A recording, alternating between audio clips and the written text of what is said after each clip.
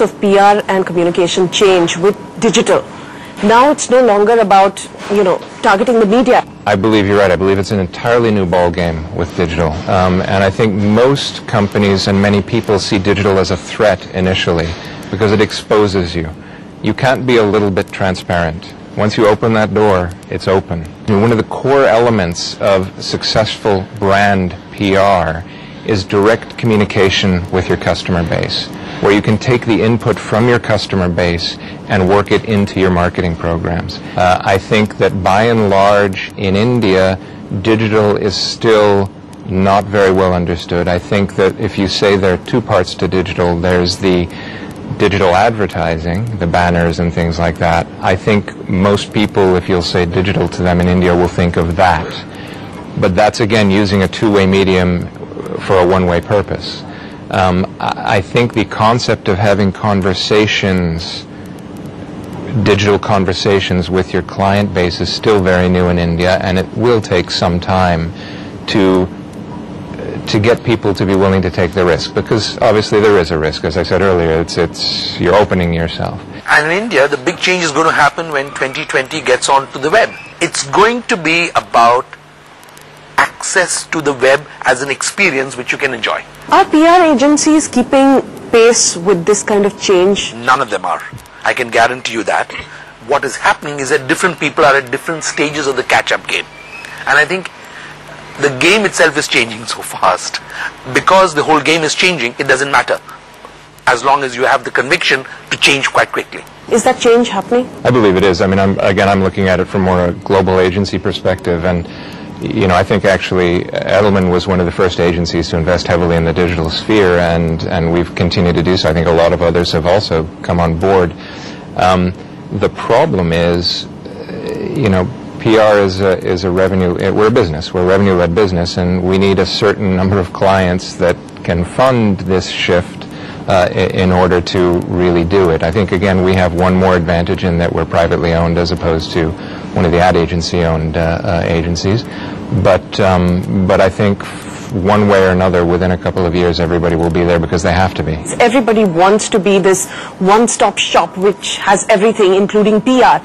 How do people like you, independent PR agencies, manage that? Because then it becomes, you get a cost cut or you get a cost benefit if you go with an agency that also has everything else, including PR. You don't want to be a creative agency because that's a different science. And you know that someone who is using one of those boutique houses for design services is going to look outside for 2 or 3 other similar boutique experiences to plug in and make the chain of conversation. Because internationally, there is a lot of conversation about everyone coming together again. I'd love to hear what clients think. I think as a company, we still believe in niche expertise. And if I want to come for public relations, I would like to come to Dilip or to Edelman, rather than go to Viscraft, which has an integrated in-house department which may do advertising for you or public relations for you. I wouldn't mind giving the same brief, tweaked a little bit, to different agencies. But I may not be comfortable going to one agency that's offering the entire plethora of services. So I think the core is the teamwork, and that has to come from within the client side and also the third party that you're taking on. More and more clients are thinking that way, and the downturn helped that thinking. Let's talk about a recent launch that happened where you're relying only on PR. Harley-Davidson in India. We also launched LinkedIn in India. And we've recently launched a number of luxury brands. In all of those cases, sort of mass advertising simply doesn't work. No mass advertising, no paid publicity. Like brand ambassadors and things like that, they just don't work because you're not going for that broad appeal. Everybody knows what Harley-Davidson is about. What about a new product? If it's a new product, would it work if you just relied on PR and communication only? It could.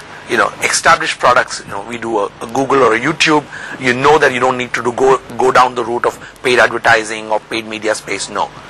But if you do a product like, Skoda launching a new car, you know that there's going to be some advertising to back it, but the mixture has to be carefully administered. On the other hand, where Indian companies are startups and they have limited budget. Today, more and more companies have the courage to say, we will do PR. How creative are you allowed to get? As creative as you want to be.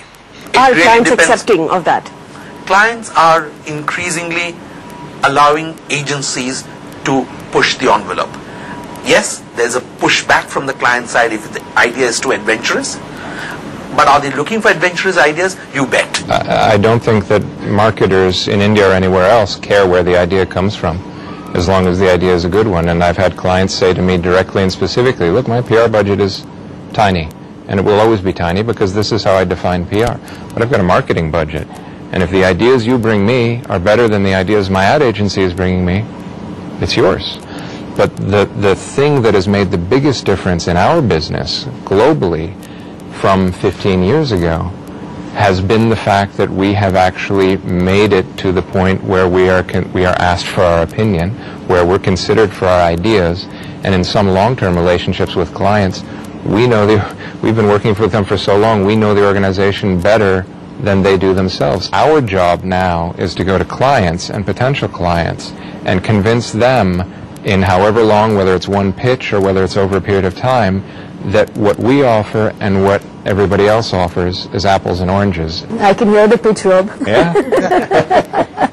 We'll talk about celebrities and the nightmare that they can pose for PR professionals. We'll talk about celebrities and how they become PR nightmares, but that's coming up after this short break.